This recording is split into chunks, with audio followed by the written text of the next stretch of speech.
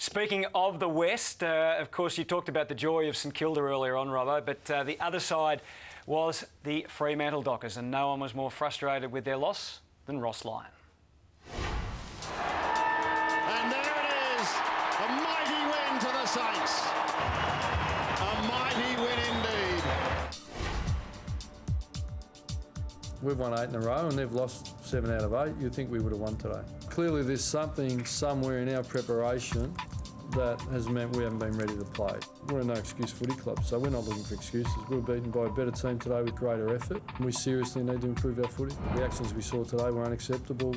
There'll be some prices to pay. There's no easy days in the AFL. Well, I think on the surface you'd have to say our attitude wasn't great, was it? I don't flush anything down the toilet. I have a good look at it. We'll have a really meaningful review. Certainly not panic stations, but it's not ideal. I would have liked to go to the breaking with a better feeling than this. You just asked me off air, how did this happen? I mean, it still remains the great question. Is it the bye that played funny things with their head, do you think? A few of them stayed over. But I hope not. You would think at this level that they would be... Hey, Ross Lyon says, once he says 100 times a year, we're an any time, any place kind of team. They turned up to play. They didn't turn up to play. And St Kilda took advantage of them and blew them out of the water. Fremantle got credits in the bank with me, I would imagine with you as well. Absolutely. It was a really bad loss, but knowing Lyon, we all know what he's able to manipulate his teams to do.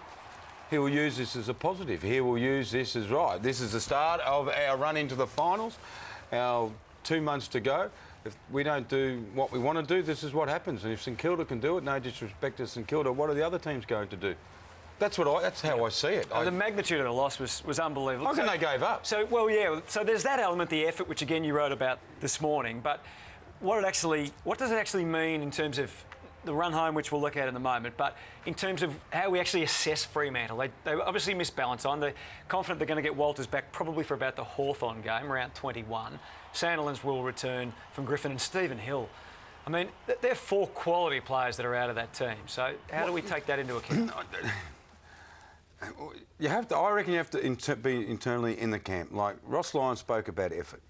Now Ross Lyon knows that more things went wrong on the weekend than just effort. Now he'll know who did their role, who didn't do their role, who defended.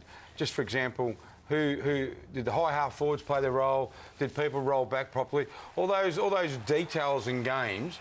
It wasn't just about effort. It looked like that because they were just exposed.